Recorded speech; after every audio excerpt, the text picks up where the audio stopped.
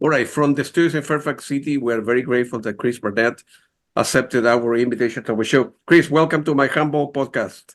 Well, thank you for having me, Claudio. It's an honor to be here. The honor of mine. Let's go back to the beginning in your life. Were you born like in a musical family? I mean, how often were you a kid that were taking piano lesson or guitar lesson, being pressured by the parents? Hey, take an instrument. Don't watch that much TV. That kind of stuff. No, I'm the only musician in the family. Funny enough, my family we're Jamaicans, so when they came here, one of the things that rooted them with Jamaica, even though they were here, was music. And so growing up, we always had music around, reggae initially and that kind of thing. So my ears, even at a young age, my ears were very attuned to music, but there's no chance to play music or learn music. And in fact, I didn't even know that was a thing until I remember being at school and they brought out the glockenspiels, and I wasn't really allowed to play one for some reason, but they had that fascinated me. And then when I was 11, I played the drums for a year at school and had a really good teacher there. But music was never really a viable option for me. And so it wasn't until I kind of got into my late teens, because I was DJing as a teenager through my teens. And then through a family friend, I managed to get in touch with a chap called Michael Riley, who was the ex-lead singer of a band called Steel Pulse. Steel Pulse were a reggae band from Birmingham, and they had some chart success. And after they broke up, he went into record producing. And so through this family friend, I managed to get in touch with him, and he allowed me to kind of chaperone and attend his producing sessions, for a couple of years. And I was very lucky to be able to kind of just sit in and learn the desk and watch the engineer as we were working on top 40 track chart albums and stuff. And then it was like, okay, this is a job. Maybe I can think about maybe being a record producer, because at the time I had a day job as a mechanical engineer. So I was doing the engineering during the day. In the evenings, I was in the studio. So fast forward a couple of years, and I had my own company in mechanical engineering. Work had dried up due to a recession, and it was then that I decided, well, there's no work here, so if I'm going to be a poor anything, I might as well be a poor musician. So much to my wife's horror, I just dove myself into 3 years of musical learning. Up until that time, all I'd had was I was self-taught on a keyboard, and a DX7 actually, and I kind of taught myself how to play. But during the years when I started studying seriously, I did 3 years of intense study at a place called Morley College, where Gustav Holst used to teach, I think in the 30s or 40s. And I did every music class that they had, sight singing, orchestra, jazz piano, jazz theory, all kinds of eclectic courses. And at the time, although I had dreams of being a music producer, many of these actual courses weren't kind of relatable. So I didn't really know why I was taking them, but something was just driving me to take it and learn as much as I could, I learned classical music there as well. And then following the 3 years at Morley College, I then did a degree. a formal degree in music. So we learned, Baroque music and some world music. And then after that, it was a master's degree. So it was almost like a 9-10 year journey. And I started quite late. I didn't really start until I was 24, 25, So it was, it was an intense time, very challenging, as you can imagine. Money was tight, so I was having to do odd jobs at the same time. But I had some great experiences. When I was at Roehampton doing my undergraduate, I spent some time in Ohio on a transfer, and was studying Native American music. And this chap called Rainbow Eagle, he kind of adopted me, took me all over Ohio as he was teaching Native American spirituality, and we spent a weekend doing a buffalo dance. So we put up the teepee, and I was heating the rocks for the sweat lodge and learning the drumming. It was fantastic. Good for you, man. Good for you. Yeah. My understanding also is jazz has played an important part of your life. Very important. At the time. Feel free to elaborate on why jazz. What type of jazz would you listen to begin? Like old school, like Louis Armstrong, Carol Morton, or the Dorsey, or the current jazz?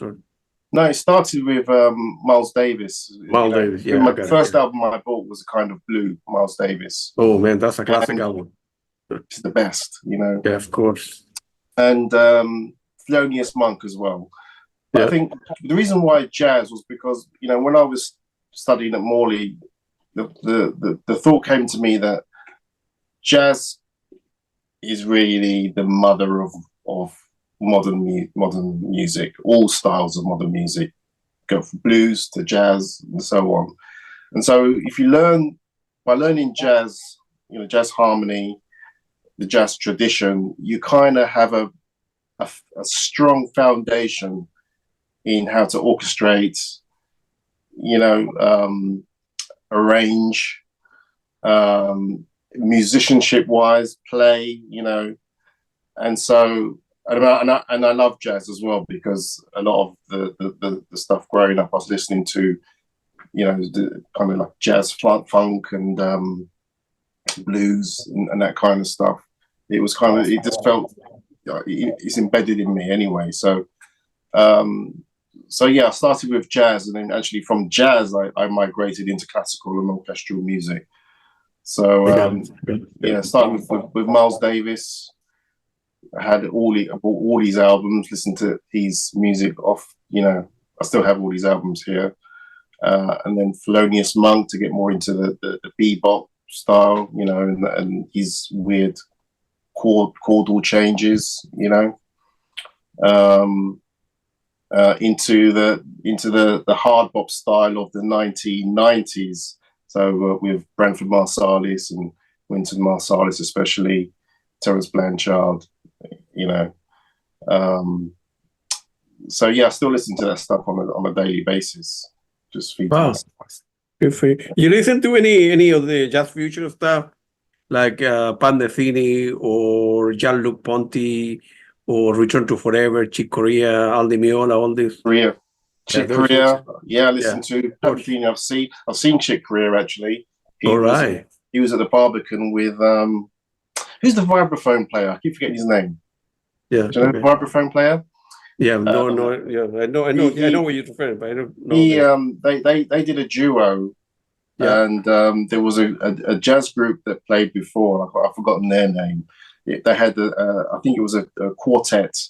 Very, very great musicianship. They played very well, and then Chick Corea came out with the name's gone again, and there was just two of them, and they filled that hall with the sound. Just the two of them. Chick was on piano, and Gary Burton was on vibraphone, and then Chick Corea got off and got onto a second vibraphone, and he was playing at the same level as Gary Burton, and it was just unbelievable. Wow. Yep. Goosebumps. Yeah. But yeah, Chick Corea, Herbie Hancock, I've seen. Yeah. Wow. Keith Jarrett, I've seen. Yeah. So yeah, I've got a deep love for all that stuff. No, that you mentioned the best of the best, man. Yeah. No, good for you. But I heard that you draw inspiration from composers like Quincy Jones. Of course, later on we'll talk about your film score, but Ennio Morricone, John Williams. So eventually, right? So you got the degree in music. What do you do next, right?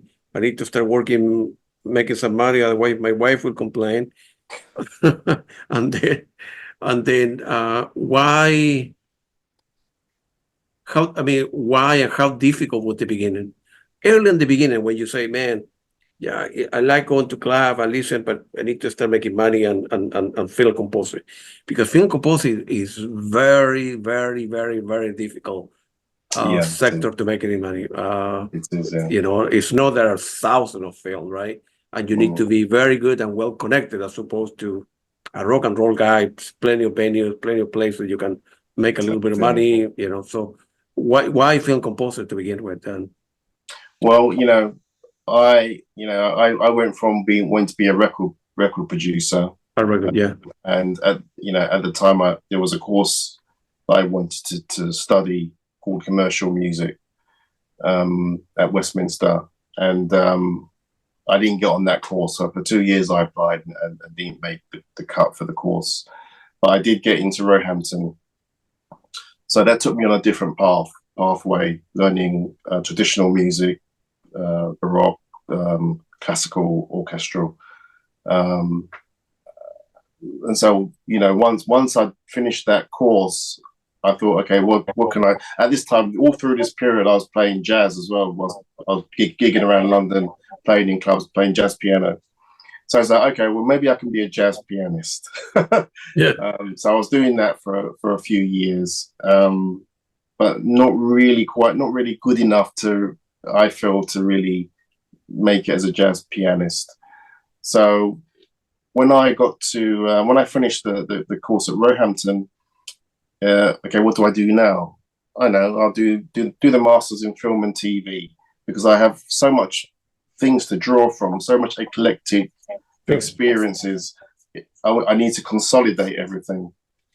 So I did a postgrad in composing for film and TV, and had experience working with classical musicians, recording my stuff and that sort of thing.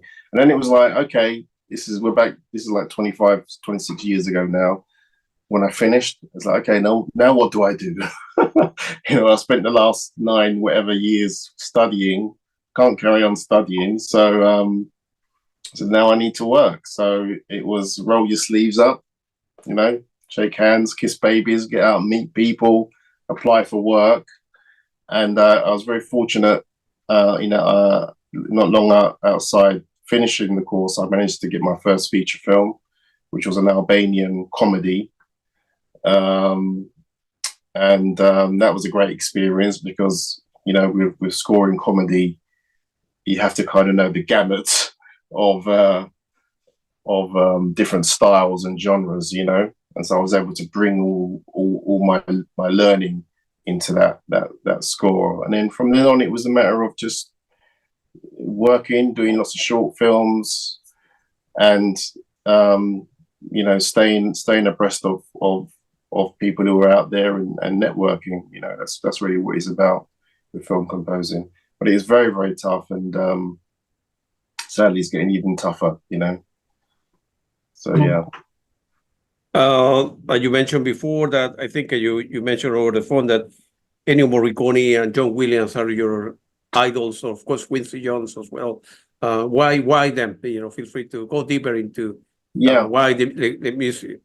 The music, let's say Ennio Morricone in Italy and John Williams are important, right? And the many, many, many big names there as well, right? Yeah, I mean, I think Quincy was the first real influence. I had an experience of all 3 of those guys, but with Quincy was my dad took me to the cinema in the 70s to see Superman, And you know, Leicester Square, with the Empire cinema, and I was just the whole experience of the soundtrack and the imagery, and it just blew me away. And then that was the first time I recognized, you know, this is film music. I mean, we'd grown up with film music, you know, and I remember singing, you know, tunes and themes to myself. But this was the first time that I was actually literally windswept by this juggernaut. So then I started to pay attention to what he was doing. So Star Wars and what have you, everything subsequent to that.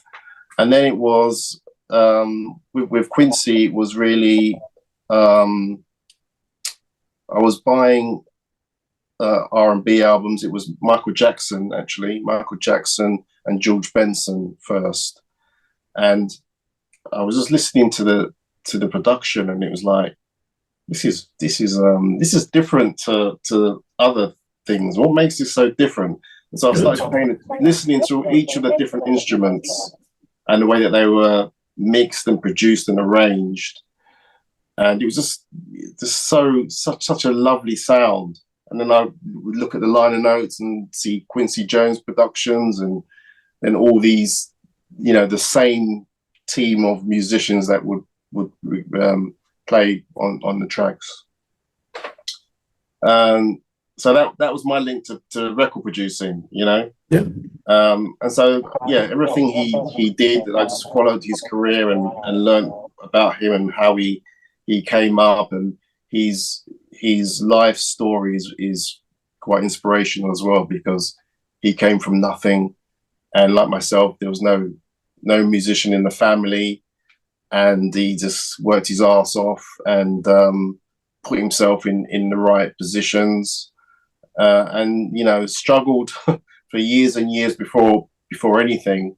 I think even you know, some of the things that the setbacks that he had in his life, I just find very, very inspirational. And so that's one of the reasons why I really love Quincy. And he remained humble right to the end of his life, you know, so there is that as well. And then with Ennio Morricone, again, very similar to Quincy Jones, actually. He came from very humble beginnings. And what I love about Ennio is his creativity, you know, his ability to not follow the rules and do something which is quite, you know, off the wall or original. And he was very true to himself in terms of being a musician. You know, he always, most jobs that he had, I can't say every job, most jobs that he had, he would find a way to make it interesting for him. You know, there was always something that he wanted to try on this particular score, you know. And he's got a documentary about his life, which is just amazing, 3-hour documentary called Ennio. So for that reason, I find him great inspiration as well. And he did some record producing, or a lot of record producing in the 60s, 50s and 60s. So it all comes back to DJing, you know, which is where I started. You know, learning about music and knowing different styles of music and paying attention to what's possible. So those three are the, you know, the triangle. I got you. Yeah. Sometimes, as you know, right, you were hired to do, right, you know, some music for a particular film, or of course the director and the producer, the people that put the money, and sometimes you need to please the director, and the producer say, no, this is terrible, and sometimes vice versa, and you go into argument, and you're in the middle, people screaming at you, no, I don't like the music, or it's too long, it's too short, that doesn't reflect the movie, you know, blah, blah, blah, and people argue. And how often does it happen, and how you manage that, you know? Well, fortunately for me, it hasn't happened yet. I did have an experience with one of my first films where the director and the producer fell out, and the producer was telling me one thing and the director was telling me another thing. And it was also, you know, who's going to pay me? You know, they were arguing about who's going to pay me. Yeah. And so what you know, all I could really do was decide to just do the job that I felt was the right job. And then I delivered the music and left it with that. You know, I didn't venture into this one is right or that one is wrong. I did end up working with the producer quite a few times afterwards. So it didn't end up, you know, terribly for me, but it was a very unpleasant situation at the time because it was quite. They were talking about going to court and all kinds of nonsense. So I got it. I think that the key for being in that position is always to try to find out who's in charge. You know, a friend of mine was in that position as well, and just kind of looking askance and seeing what was going on. It was important to see that he aligned himself with the person that was in charge. You know, which is the producer. So yeah, there you are. Yeah. I got it, and there's always conflict. The budget for a film score is decreasing, and how you manage that in terms of taking a job or not taking a job, right? X1 over X number of dollars or pounds, and then another film, you know, film A, and then film B. It pays a little better, but the people are complicated. You don't like the story. You do it because you need to pay the bills versus I'm enjoying working with Johnny, Peter, and Mary. How you manage the kind of stuff? It's always a conflict, right? It's a job. At the end of it, it's a job. You need to like what you do, right? Yeah, it's very challenging. You know, it's I'm going through it now actually with a job, but.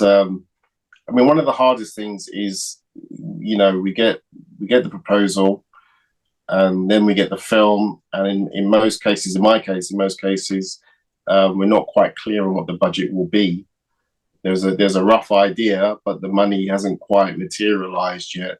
So, you know, a lot of times I'm working not knowing, you know, what I'll have to record and that kind of stuff, and so you just have to.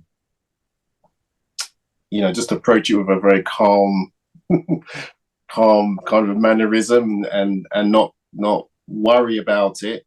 You know, you kind of I tend to have an idea of what I need to do, and do as much as I can, and then I write in a way where if I get the money, I can push everything in there. If I don't get the money, I have a skeleton that I can work with, and then there's other ways I can get stuff recorded either remotely or what have you. But the state of the industry, especially for low and mid budget films and documentaries, is very, very challenging now. Very challenging. Yeah. Although you have, on the other hand, someone like Hans Zimmer that charges, you know, thousands of pounds by film, whatever he makes. That's his business. I don't need to know that. And of course, he's very good at what he does, but it's a tough business, man. It's difficult, right? So, yeah, and I think the time he came up in, there was a lot more budgets. I mean, I think that's right. Yeah, the most we've ever had in terms of film budgets. You know, coming up in the 80s and 90s. You know, that's kind of by the by now. There's only a few of us who can work at that level now. Yeah, is it difficult, right? Like you know, a company like whatever, you know, have I don't know $50 million for a new movie, and then with a good director and then good actor, and then of course, you know, Hans Zimmer has a very good reputation in the market, so he got demand. Well, my fee need to be at that level, otherwise I'm not interested because whatever, you know. So he reached a plateau where, you know, that the fees are much higher, you know, and more pressure, right? Are you buying to produce a good film score, right? Yeah. Do you prefer to work with the same film director, if you have the opportunity, in the sense that you have a good rapport that you established before, and you know what is expected of you, and the personality of the person, and Yeah. what is Yeah, yeah, I'm fortunate in that, the directors I work with, I work with them several times. got it, yeah. So I work a lot with David Wilkinson on documentaries. I think we've done 4, maybe 5, and there's a director called Dina Burles. We've done a couple of documentaries together, and yeah, it always starts off with a bit of trepidation and being unsure of communication and what they want and that kind of thing. But over time, what develops is that shorthand, and knowing, from my point of view, knowing that when the director says something to me, I have an idea of what they mean, even if what they say doesn't really make sense in terms of the word. So yeah, it's a relationship, and it's not just a relationship in terms of the work, but we are, we tend to be we tend to be friends as well. So we hang out, and have chats and meals and that kind of thing. And I think that's really important, when you have people that you work with that you can socialize with and really get to know, because when you're working on films or documentaries, it's very stressful. And if there's that kind of distance between you, then it can be quite tough, especially when people are stressed and certain things are said, and they can be taken in the wrong way if you don't know that person very well. Yeah. And so the relationship is very important, I find. I get it. Perfect. I know. I understand. Do you conduct your own film score always, or you like other conductors supervise the recording from? I studied conducting when I was at university, but I tend not to conduct because when I'm recording, I like to be in the control room with the director. Got it. Yeah. It's directors are they sometimes they can be.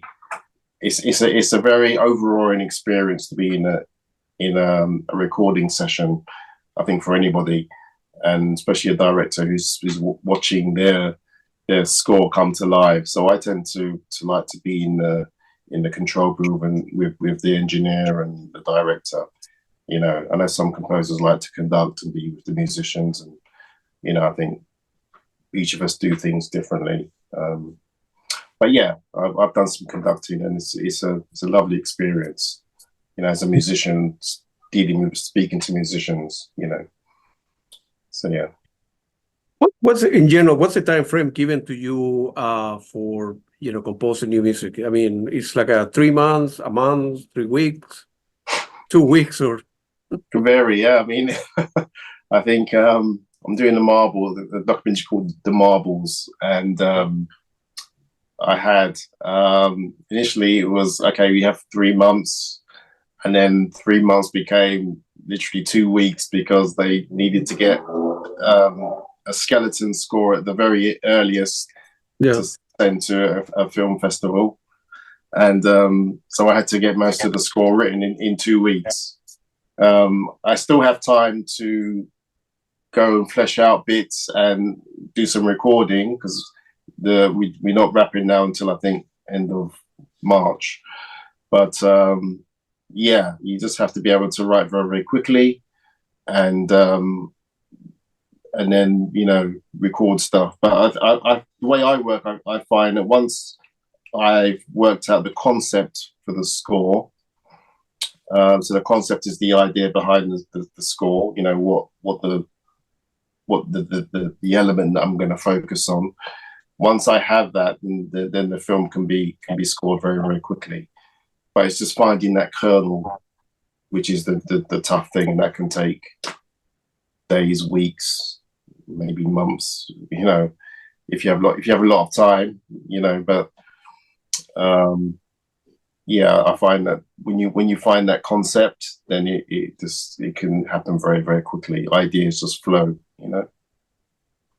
I have read that sometime what they call a rejected score, when somebody hire you to write music for a film, and for any reason you didn't get on with the director, they don't like your stuff, or they ran out of money, so the project, you know, goes sour and it doesn't.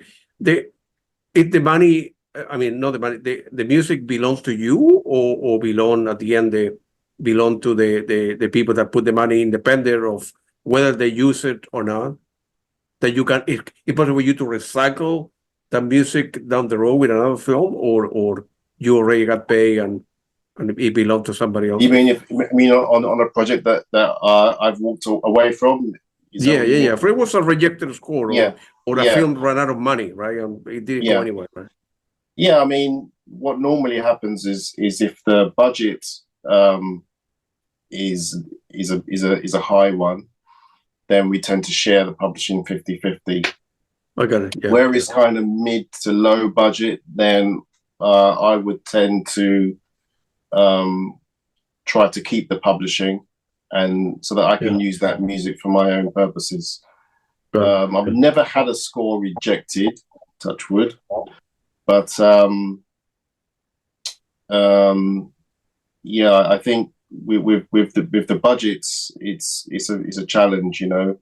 So I always try to maintain the publishing, and then at least I can use that music for other purposes, or it might go to license for something else, or I can use it for, you know, I tend to make albums of the stuff that I write as well anyway. So there's a life after the film, you know. I got it. And then the publishing, meaning somebody has a commercial for whatever, a shoe store, or a gallery, or a perfume, whatever, and they like that piece, then you get paid because, right? Yeah, they get to use for that. Yeah, we can issue them a sync license, and then you know, and we get a fee, and then there's royalties as well, you know. Yeah. It happens very often, or no, not that often. It happens fairly often. Yeah, often. Okay. Yeah. I mean, that's, you know, it keeps me helps pay the bills. So good for you, man. Good for you. Yeah. And that's great that you can, you know, it's a life after the film, or a life, if you will, you know, after somebody released it. You've been working now with Aerodale for some years, right? And how they manage? I mean, when you write music, if I hire you to write a film, and let's say that the film does great, and you know, it's them shown in the United States, Europe, whatever, you got paid there, and then Aerodale decided to, man, we'll write like that score, let's publish and create like a physical CD or a vinyl or whatever. You guys in general, you know, get paid a little bit extra because they not only the music exists for a film, but now a company like, let's say, Aerodale, create a physical media out of the music, and because the reason I'm going after is how they draw the line between the money that they will invest creating a CD versus record. That it's not my case, but fewer and fewer people are buying music, right? And buying physical things, right? And then a company say, okay, that will cost us, I don't know, whatever, $10,000 to create, you know, 500 CDs, 100 vinyl, in case somebody else out there in the world, like Claudio, decided to buy my music out of the website. And how they draw the line, how they can calculate, you know, what's efficient, what should sell and what is not going to sell. Yes, that's a tricky question. I mean, I've not released any CDs personally, but you know, the way, and to answer your question in terms of, you know, the amount of money that we get, we don't really make any money from releases. You know, I see. When you have something like Spotify, who take 99.5% of Yeah. every streaming royalty, then we're not making any money. The main point for releasing tracks, albums, streaming anyway, is really for promotional, and for those instances or opportunities where a company might hear your music and then want to license it or what have you. CDs, I think, tend to, I think with CDs, we tend to kind of work more with companies that release CDs. And in terms of cost, I'm not sure Aradel would pick up the cost, but it's a good question. It's an interesting question. Yeah, yeah. Because if I'm Aradel, right, I want to say we hire, Chris to the music. The movie did okay. We'll go ahead and release that, right? And then because a lot of music is never released. I've been hundreds of cases, music I like from the 80s, the 90s that, the music, nobody ended up releasing because for X reason, right? Yeah. And then when out of probably one of 20 film out there, maybe one is released, 5% released, and then there's a cost of releasing that, because how Aerodale or any company will recover that investment, right? Yeah. I mean, I have an album called Profundum, which I'm looking into releasing as an LP. I'm not really a big fan of CDs, but and the costs are quite large. It's quite an investment. So I'll be having conversations to figure out how that's done. And what now when you release it on your own, you can put it Bandcamp, right? That's different, because Bandcamp, let's say, take only 10%. In Spotify, you need to have millions to get enough money to get a cup of coffee in London, So that's a ripoff to begin with. Bjork said a few weeks ago that Spotify is the worst thing that happened for musicians, and the way it was sold when they came on and said, we're going to revolutionize music, and musicians are going to be more in control, and they're going to earn more money, and it's not really turned out that way. And sure, now the worry is that we have AI companies, scraping data and using composers' work without compensating them. So it's like, double-edged, another round of the Spotify issue, if you like. So it's I think there will always be an outlet for having a composer write music, but for the majority of people who are coming in and really want to get started as composers and musicians and filmmakers, not to mention all the other arts, is looking quite sticky, quite a sticky situation for them.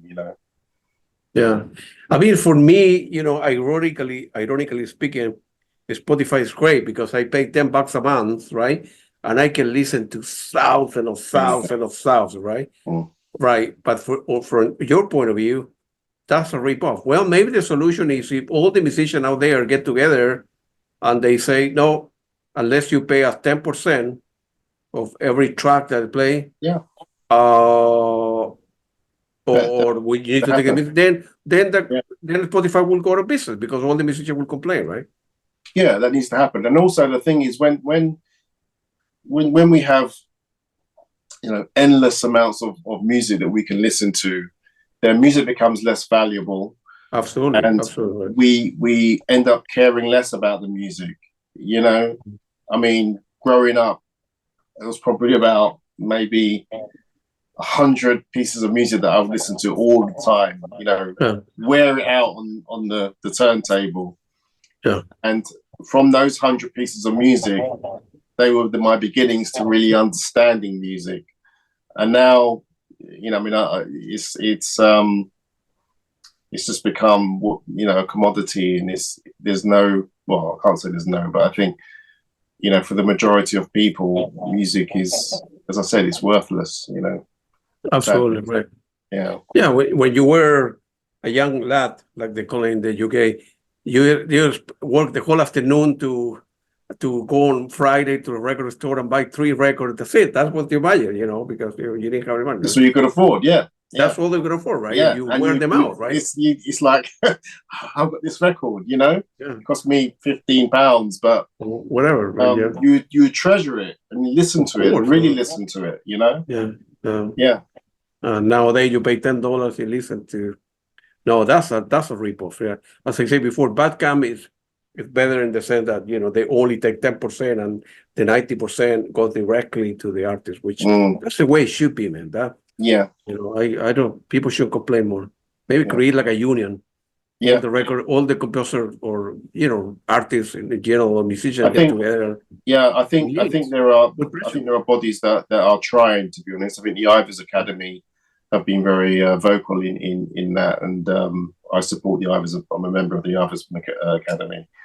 So it's like a guild for composers and musicians. Yeah, and they have like a prestigious awards thing every year with the likes. They give awards to, you know, a lot of the big stars, big you know. But it's a very kind of intimate scenario. So it's an intimate thing. It's very nice. But they also campaign a lot in Parliament for the rights of composers and musicians. So, you know, we are collectively trying. It's you can imagine how challenging it is to kind of get companies to give up millions and millions of pounds and dollars. They're not going to do that willingly. So this is the issue, you know. Of course not, man. Yeah, of course. Let's go back to music, more interesting. In 2021, you, of course, completed your 3rd collaboration with David, you know, for this documentary, Getting Away with Murder, which is a masterpiece, man. Oh, bless you. Thank you. David, yeah. We tend to work he makes a documentary every 3 or 4 years. But I think the pace is quickening now. He's making more now, which is good. But Getting Away with Murders is a documentary about the rank and file Nazis who escaped justice at the end of the Second World War. And many of them were allowed to settle in the UK, several in Jewish areas, funny enough. And these rank and file Nazis actually committed some of the most horrific murders you can imagine, you know, children and you know, all kinds of things. It was, I guess, at the time, the British government just wanted to repair itself and rebuild its economy after, you know, 5 years of intense fighting, and just wanted to not make amends, but, you know, just get on with life. But interestingly, you know, they allowed these people to settle at the same time as having members of the Commonwealth, people like my grandfather, who when he came, he had to pay his way and you know fend for himself, whereas the European and, you know, these Nazis were given help to settle and that kind of thing, given funding and what have you. So yeah, going back to David, he wanted to make this documentary to highlight this case and interview people who had family members, and so it was a bit more of a somber subject than what we'd done before. I mean, his work is very tends to be quite edgy and political in some circumstances. So yeah, so the comment he made to me about the opening scene is him walking along the tracks in Auschwitz up to the main gate, and it's a very still and silent place, and all you can hear is the crackle of the stones on his feet. And he says, "Chris, I want you to write me the music from Blade Runner, and I want to hear screaming people and you know." I'm thinking, oh my Lord. So the name David, as well as I do, I kind of had an idea of what he was going for. And incidentally, we had the COVID lockdown had started. My studio was in Walthamstow, my brother's place. And so I was able to work there and work with a vocalist who and just kind of write things and have her sing in different ways, and so created this initial beginning to the documentary, and then from then on it was, you know, scoring the rest of it. Again, budget, we didn't know what the budget would be. So I'm working kind of blind.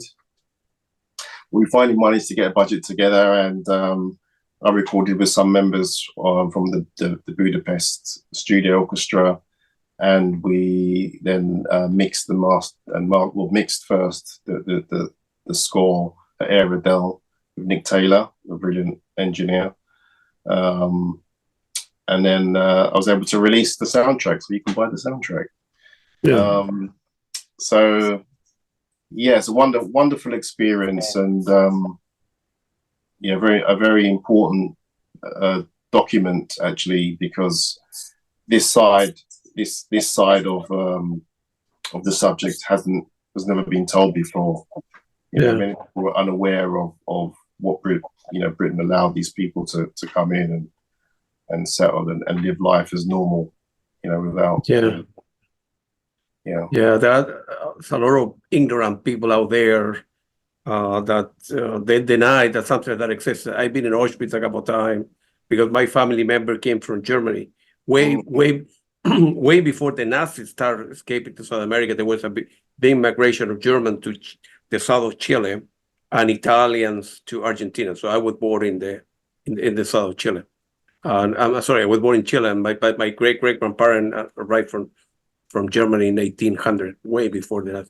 And and I've been there a couple of times. So you have German blood. That's right. Yeah, my mother's last name is German. So yeah. In my great grandparents arrived in South America in 1882 to be exact. Right, and then it's a lot of big German community in Chile. But I don't know, like 100,000 family and many German schools. And then during the World War II, after that, all the Nazis started escaping in 44, 45 to South America, you know, so Brazil, Argentina, and so on. But something like that, I don't know, 11 million folks lost their life as well. And how something like that could happen in this world, man? It's still happening, sadly. Yeah, it's still happening. But this is why history is so important, because then you see people, they move and they settle, and you realize that, you know, actually we are just one people, and you know, this division is all a nonsense, isn't it? You know? Yeah. But still, Russia and Ukraine, Palestine, Israel. I don't know, man. I have Chinese in my family, in my blood, so you know, as well as European, so go figure, you know. Yeah, I know exactly where you pointed. The vocals, I think, in the film for Asa Lindstrom, Ludovica Rosas, that I when I listen to an album, I really listen to an album. I really I'm detail oriented, so I put attention to stuff like that. And it's funny, without being a musician, I have very good ears, you know, and that's those voices, man. They're unbelievable, man. And very subtle underneath it, right? Couple of tracks. I think track number 5 and 7 for Berkeley, and that's the film's not just a film, it's a masterpiece, but the music is a masterpiece as well, man. Good for you, man. I think the first role of a musician, any musician, is to be able to listen. Yeah. You know? So you say you're not a musician, but if you can listen and you can hear things, then you're not playing a musical instrument, but you're doing the first role of a musician. Good musician, you know, is to be able to listen and hear those things. Yeah. I'm very likely that, as I mentioned before, right? So music it's been an important part of my life for 60 years or so, right? And I began to listen when I was a baby, literally a baby. They brought me back from the hospital. That's when my dad told me, because my dad, South America, had a lot of music. So he told me that the first thing I listened was a Louis Armstrong when I was a baby. Bro. Of course, when I was 14, I discovered rock and roll. But I'm able to listen and hear mistakes. I have several kind of not famous people, but kind of well-known people that, Claudio, can you give it? We are going to release this album in a couple months. Can you give a listen? Let me send you the MP3s, the web file. And I pointed out errors, right? In between second track, between a minute 2 and a minute 5, there's something wrong there. Maybe you should take that piece and append it to track number 7 and take something for 9 and put it there. Wow. Because when you're writing some stuff, you are so embedded with the stuff that you cannot see the stuff, an improvement or an error, whatever. I'm looking from the different point of view, right? I never listen to that. Let me hear the stuff, right? Yeah. And I will able so to. when you say mistakes, what kind mistake, of quote unquote, right? Yeah. Yeah. What are we talking about? What sort of mistakes?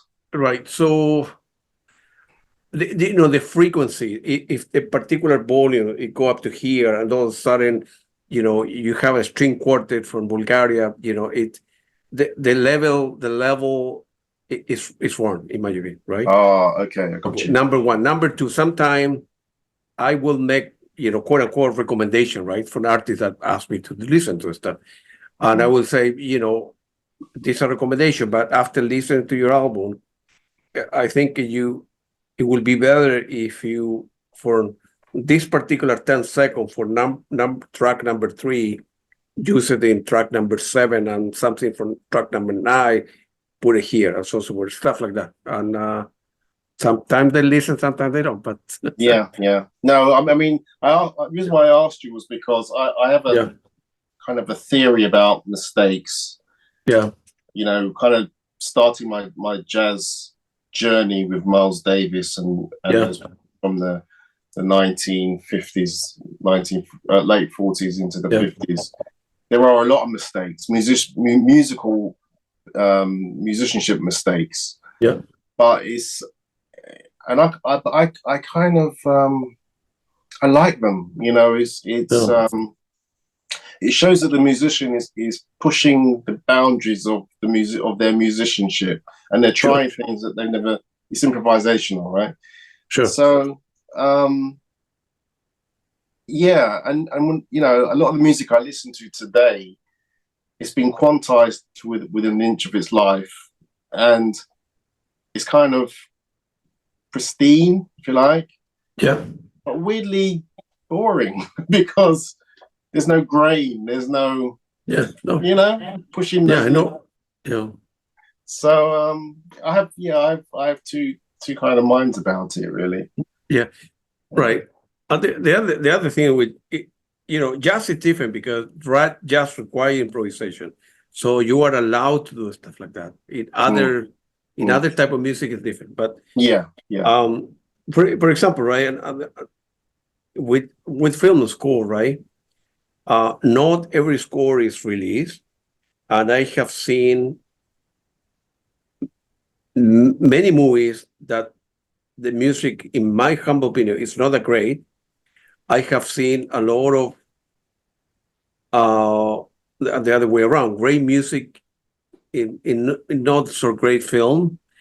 I have heard music that I get the CD, never seen the movie, right? I do that on purpose. I will listen to the CD, right? Put my headphone, drink a beer, and I imagine how the movie could be. And and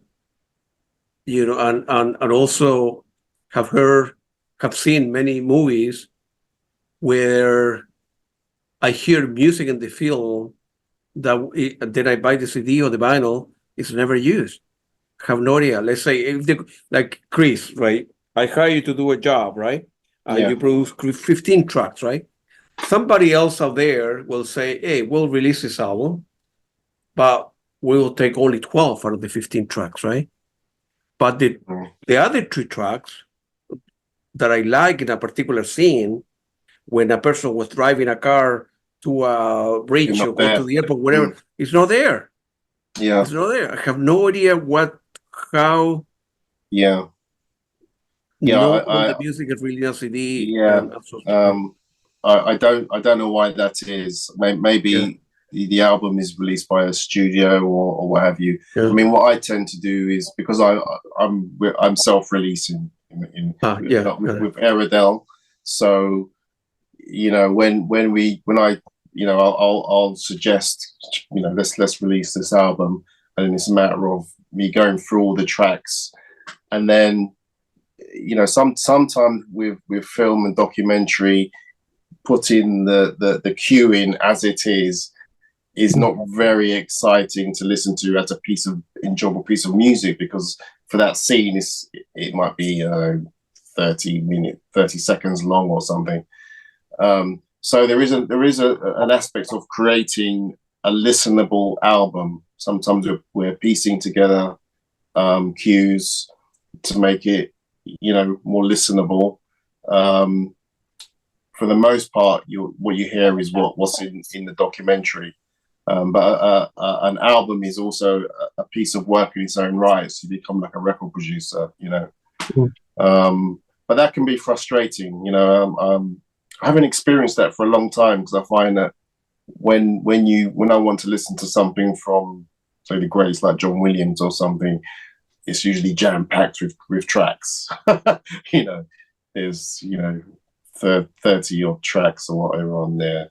But I do remember being in that situation, as you say, where there's a particular cue. I'll tell you a cue. I'll tell you Miklos Rocha.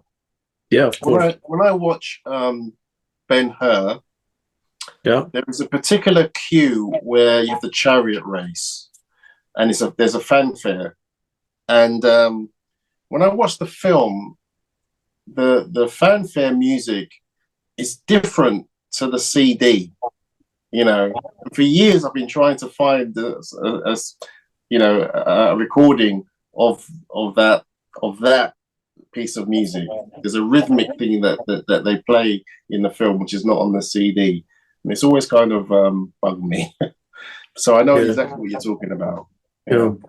In the past, of course, maybe it's not legal, but I used a particular Blu-ray, right? And the particular music was never released. I extract the sound to a computer, and it removed all the text, and I only kept the music, right? The dialogue, remove it, and I listen just the music, right, for my own purpose on computer. And I see stuff like that. I see, man, why, in that particular scene, that particular 30 seconds, that is great music, was never used, and another 30 seconds somewhere, and I buy the CD thinking if they end up releasing the film, because sometimes they don't, right? And you say, I don't have nobody to ask in the world why, somebody, decided to use the following tracks and not the other, and then these are older soundtracks you're talking about. Yeah, older sound. Who knows? And they kind of had like a blasé attitude towards a lot of the soundtracks. Stuff was dumped, thrown away because they wanted to save space, or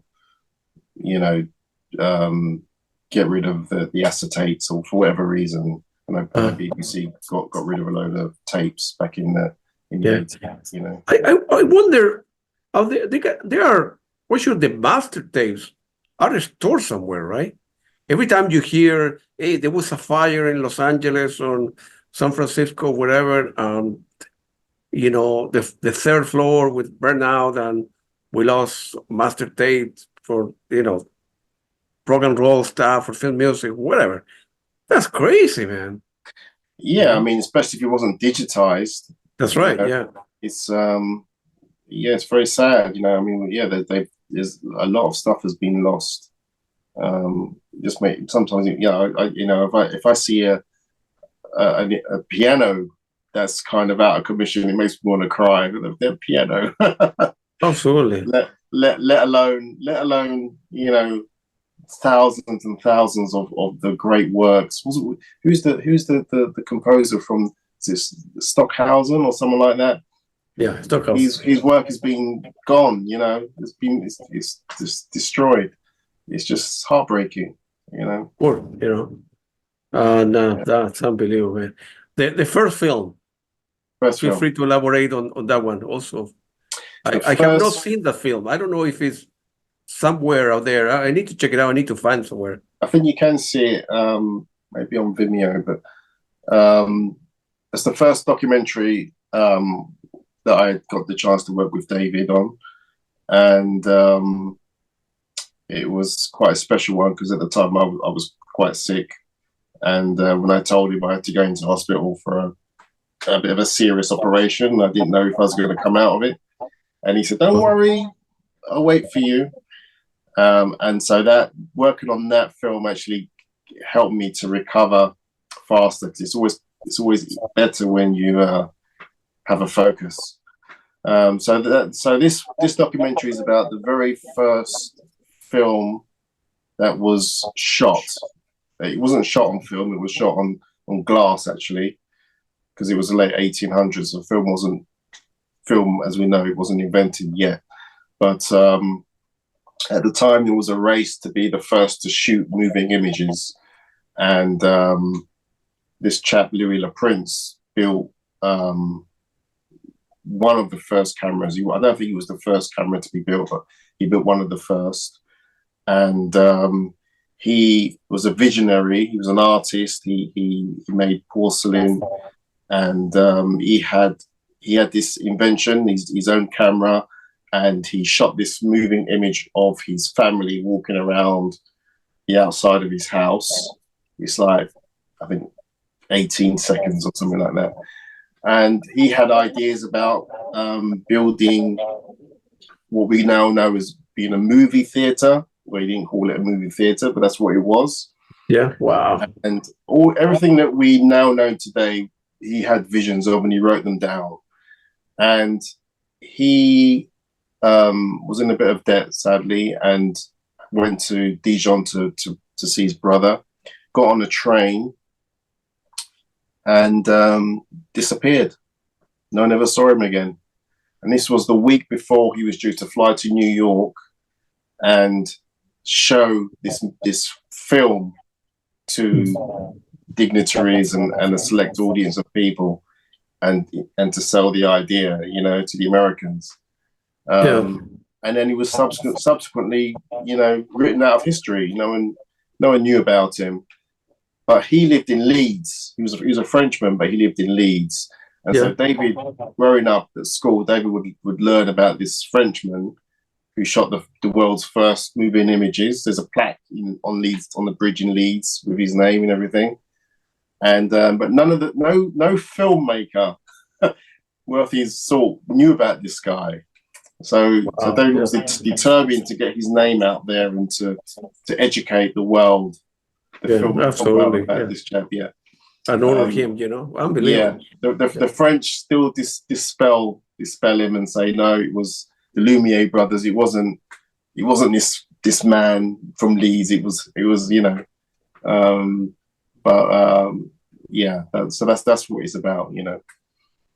It's a very nice film. I was able to write some very romantic music, based on the time, and introduce some of the other elements, like the conspiracy plot, because he disappeared at that time. No one knew what happened to him. There was no phone at the time. There was nothing like that. Yeah. And there was this race to be the first. You had the Americans, Edison, who would lawyer people out of their patents and that kind of thing. And so the family felt that maybe it was Edison who'd had him murdered. So so there's the conspiracy part, the music. Then there's the romanticized bit, which is, you know, the joy of making art and creating something, inventing something new, which really changed the world. You know, Absolutely. cameras changed the world and continue to do so. You know, it's a really, really lovely project to be part of. It got, you know, it was publicized when it came out, had a lot of press around the world, and went to a couple of really, you know, high level film festivals, Galway and Edinburgh and stuff. So it was good. Yeah. Yeah, I need to find it somewhere. I need to do some research on the internet. I'll send you some links. Yeah, where I can find, because that's very interesting too. He need to be honored with that kind of stuff. I mean, he at the time, you know, he was a revolutionary in what he did. So it's too sad that he passed away and whatever. Of course, we're talking 100 years, over 100 years old. No cell phone, no internet. So the family, the guy never came back, and you know, hopefully the kids and their great grandparents, great sons, and the person need to be honored somewhere. How many times you like to see a movie or rough or sketch before you can formulate ideas about what the music is about versus seeing something? I'm a very visual person, so I need to see something. But some people can receive a script, right? And reading the script, formulate an idea about music, and I couldn't do that. I couldn't do it. I'm like you. I'm an engineer, right? So if I want to get a new house, right, I need to see something. Right. Pictures not gonna. I need to go and visit the place, right? But an architect, on the other hand, right, can design stuff without necessarily. We would like to hire Claudio, to write you like a home with brick and metal around the corner and 3 bathrooms, 3 rooms, and a car garage or whatever. I cannot draw it. I cannot. But once I have something, I can criticize what I like or what I like. You can see it. Right, because I can see it. So how you manage stuff? You know, having a script. I'm like you. I'm not a great fan of writing to script, because when I read something, you know, my creative juices go into a flow, and I, based on what I can read and my imagination. And what happens is, a lot of times when you see the first draft, the first cut, although there are elements of the script in the cut, the actors bring something, the editing brings something, you know, even the direction, and and there are also sometimes there are issues, some things that need to be fixed because they didn't quite capture things from the script. So if I write something based on the story, and when I see the film, it's like, it's different. So it's like you have to start again a lot of the time. I mean, very rarely do I write something for script and it just slaps into the story. So what I like to do is I read the script, so I get an idea of things and characters, and I can make notes. And then when I see the first draft, the first cut rather, I'm really more interested in discussing with the director aspects of the film and the story. So I tend to go quite deep and ask, you know, really what might seem crazy questions. So, you know, if there's a character, I want to know what happened to them at 5 years old that led them to be do this job or have that breakdown or what have you, so that I can, like an actor does actually, and that, you know, an actor kind of builds the character from the inside, and I try to do a similar thing, and that gives me once I understand the character that's involved, whether it's Louis Le Prince or for a fictional film, then I have an inner understanding that I can use to write themes and build my score from, you know. this is what I guess this is aspects of the concept I was speaking about earlier. It kind of helps me to have little nuggets that I can draw from, you know, and the viewer may not recognize, you know, 99 times out of 10 doesn't know anything about these things, but when they hear something, that's why it resonates, because that's why these are the things that I'm drawing from. But when I see the first cut, I watch very carefully and try to be very, very self-aware of what I'm feeling when I see that first, you know, that first cut. If I'm watching something and I'm moved, I know that scene is working. Probably doesn't need any music. If I feel a bit, you know, uncomfortable or what have you, I might feel, okay, something happened to me when I watched that scene the first time. Maybe it does need something to lift it. And I know that when I see something for the first time, that's the only time I'm going to have the chance to really be in touch with myself and my feelings, so that I know that that's what that thing might need. When I watch it again and again and again, if I watch it, I've seen it like 300 times, 400 times, 1,000 times. That's going to lessen each time I see it. And so you start putting music in where it may not be necessary, because you're just so used to seeing it and feeling, oh, I'll put something there because it can go there. Do you understand what I mean? Yeah, So I I know. go for a less is more approach, and just try to put music where it's absolutely needed. And so it's not wall-to-wall music and kind of having an adverse effect on the film itself and the viewer, you know. Whose job is to pair the music with the scene, a particular scene? In other words, you write music, right? And somebody else, like a music supervisor, maybe need to say, well, I want to use 15 seconds of what Chris wrote in that particular scene where the guy is driving through the bridge. I keep on using that expression, or arriving home, whatever. And do you have any opinion or the opportunity to change that and say, no, that piece of that hypothetically 15 seconds should be used here, not at the beginning of the movie? How you manage? How you have an input, or you have provide input for?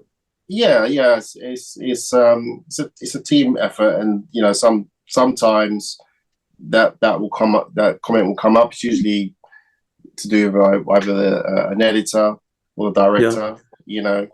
And if they say you want that 15 seconds here, and rather than do a copy paste, I usually say, okay, I can write something based on that cue here, rather than just have the same, so that there is some interest. I'm a creative person, so I want the music to be creative and not just copy paste, or I use the word droney, you know.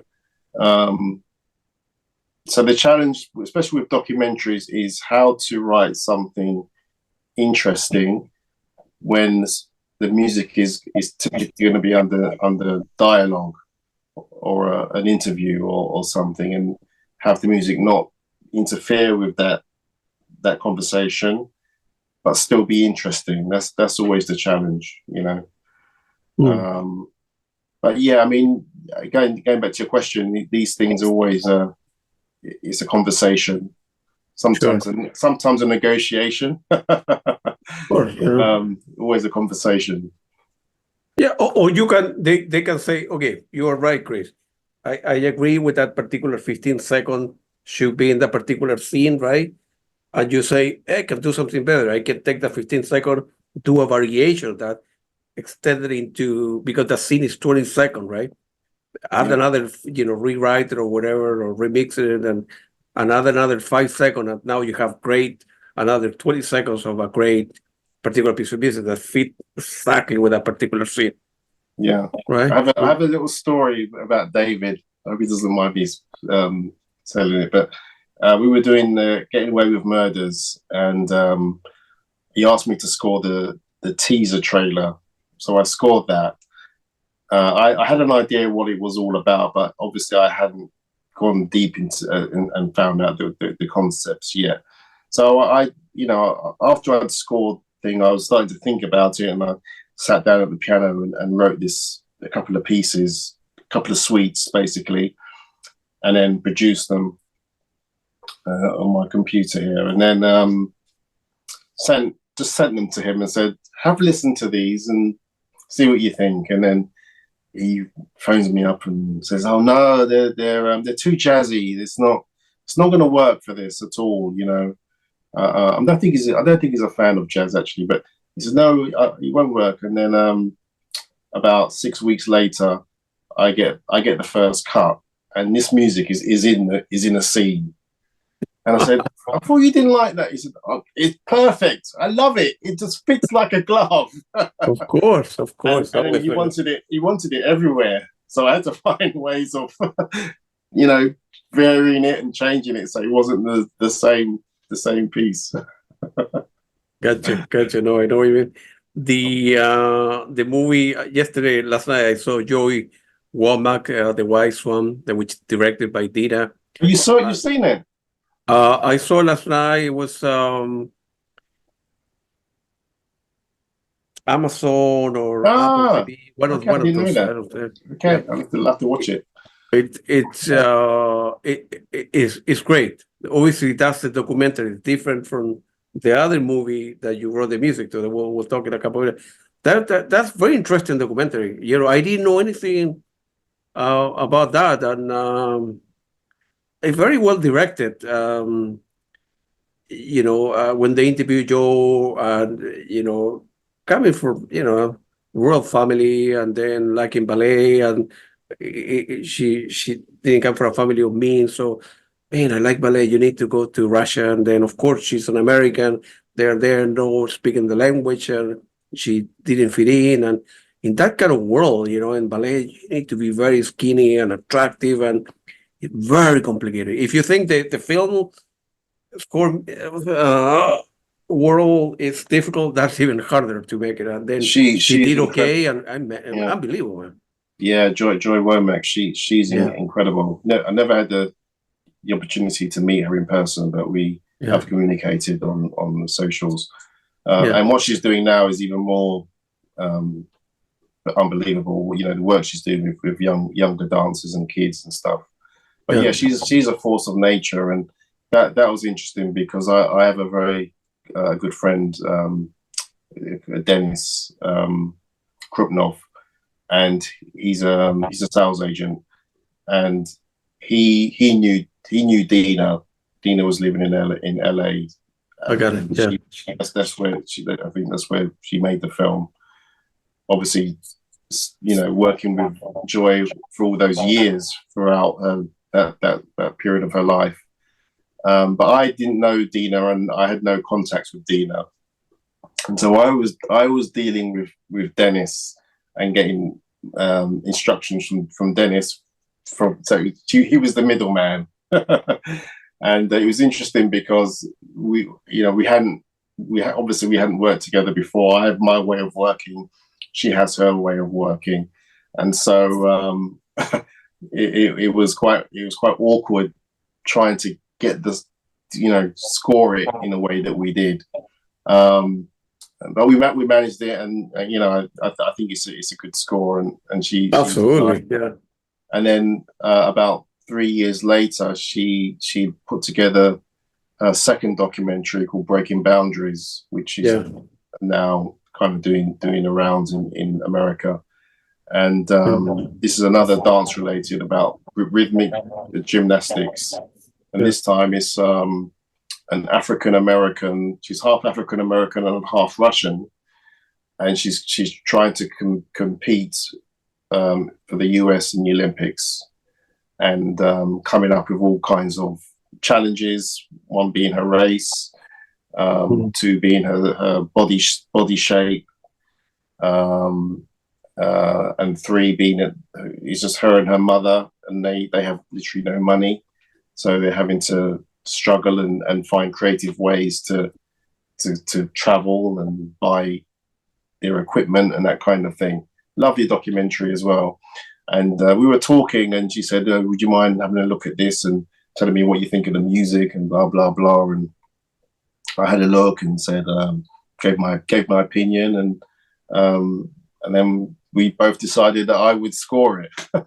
So that was so this time we had an opportunity to work together. You know, she was in where was she? I think she was in LA or Moscow or something like that, and I was here. So we and then the producer Melissa, she was in Australia.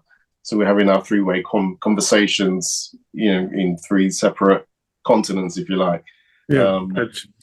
So it was a lovely experience, and I think we really found a way of working together and communicating, and it was a great experience for all of us, you know. Yeah, that movie somehow I wanted to see last night, and I excuse me, I couldn't find it. Breaking Boundaries. I need to find go to Netflix and then go to YouTube, and I think I went to like 3 or 4 places. I couldn't find it, so I need to get a hold of it. I think it's screening soon somewhere. I'm not sure if it's near you, but probably that's the reason they have not put it on any platform. Yeah. I think it's working its way to being on the streaming platform. So I'll keep you updated on that. Yeah. She's a fantastic director. Has a really great way of working with people, especially the subjects that she's filming, you know. And you know, I can just imagine having a film camera following you around every aspect of your life for years, literally. And that's quite tough, right? So she has a nice way of communicating and, you know, and directing as well. She's very maybe I should get a hold of Dina and we do a 3 and we do another. I will tell her that I talked to you, and I try to get that. As I say, the first film and that I saw last night was unbelievable. It's very emotional. Sometimes I get into the character of people. You know, I suffer with the person, you know, and of course I get out because I'm coming back to my real world, but I get into a character that, and of course the music is so important. Believe it or not, I think if we were to do a poll, right, a lot of people out there in every country, in every city, they go to, you know, see a movie because, I don't know, they are good-looking guys, good-looking girls, a lot of action and cry and car crashing and this and whatever it is. But few people go to see a film and really listen to the score, as if the score is secondary.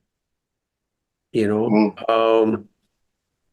I have no idea. Wonder what that is. I mean, a good experiment could be, you know, take the music out of a film and see if you really like the film, or put a different kind of music, right?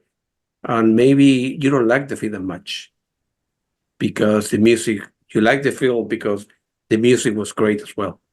That would be a good social experiment to do maybe one day.